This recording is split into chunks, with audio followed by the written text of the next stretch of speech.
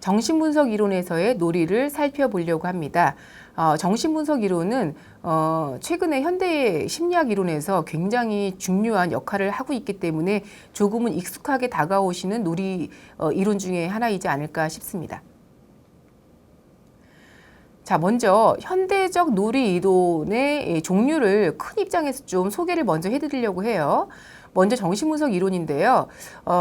프로이드나 에릭슨이라는 학자가 대표적으로 이 이론을 정리했습니다. 자, 놀이의 목적을요, 일단 정화적 효과로 보고 있습니다. 뭔가 스트레스를 받거나 부정적인 정서가 있었을 때 그거를 말끔히 해소한다라는 그런 효과가 있다라고 놀이를 이제 가치롭게 본 것이고요. 인간의 불안감이 이제 놀면서 감소시키기 위한 것이기 때문에 왜 노냐라고 물어보면 불안해서요. 불안감 없애려고요. 이렇게 답을 할 수 있다는 거죠. 그 다음에 자아 강화의 기능을 갖고 있다라고 보고 있습니다.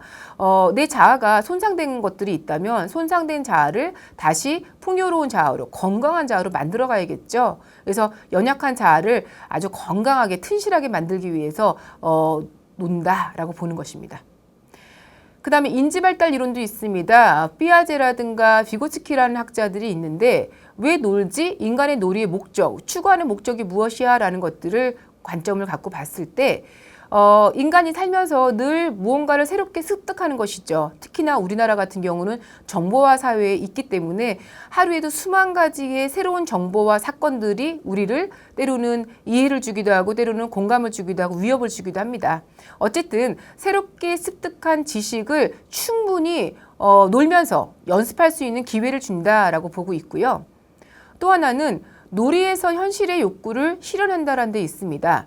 내가 현실적인 욕구가 실현이 안 돼요. 예를 들면 형이 너무 나를 혼내가지고 형이 너무 싫어요. 근데 놀면 형한테 오히려 막 대들 수 있고 혼내도 돼요. 왜냐하면 놀기 때문에 그 모든 게 허용되기 때문이죠. 내가 욕구 불만이 있다면 그걸 놀면서 실현할 수 있다고 보는 것입니다. 그 다음에 추상적 사고를 발달시킬 수가 있습니다. 아닌 것도 있게 만들고 있는 것도 없게 만드는 게 놀이의 미묘한 맛이라고 볼 수 있는 거죠. 그래서 현실적인 객관적인 어떤 상황에서 출발해서 추상적 사고까지 발달시키는데 충분히 놀이가 공헌을 한다라고 보고 있습니다.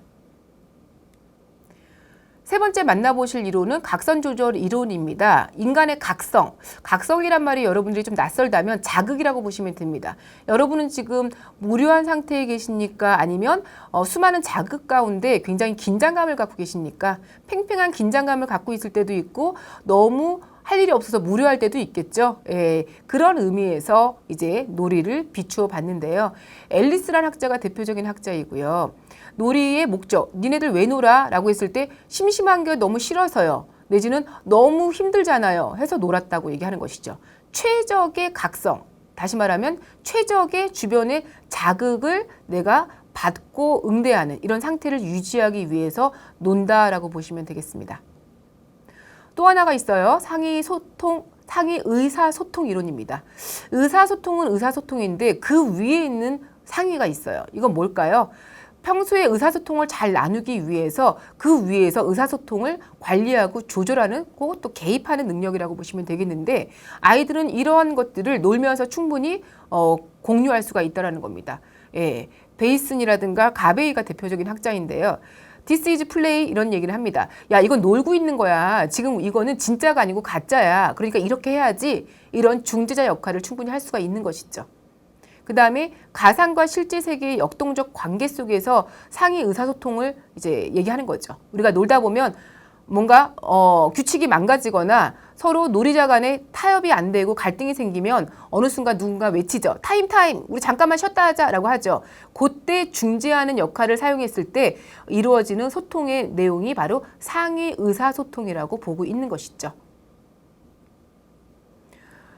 다섯 번째는 각본 이론입니다. 울프, 그롤맨 등이 있는데요. 이 사람들은요. 아이들이 왜 놀까? 때로는 어른들은 왜 놀지? 라고 한다면 본인이 갖고 있는 개인의 경험이 있다면 이것을 그냥 바로바로 이 경험을 버리거나 사소하게 여기지 않고 의미 있게 하기 위해서 각본을 짜고 내가 경험한 것들을 각본 속에 넣고 이 각본을 재해석하고 재활용하면서 놀이로서 추구한다는 것이죠. 그래서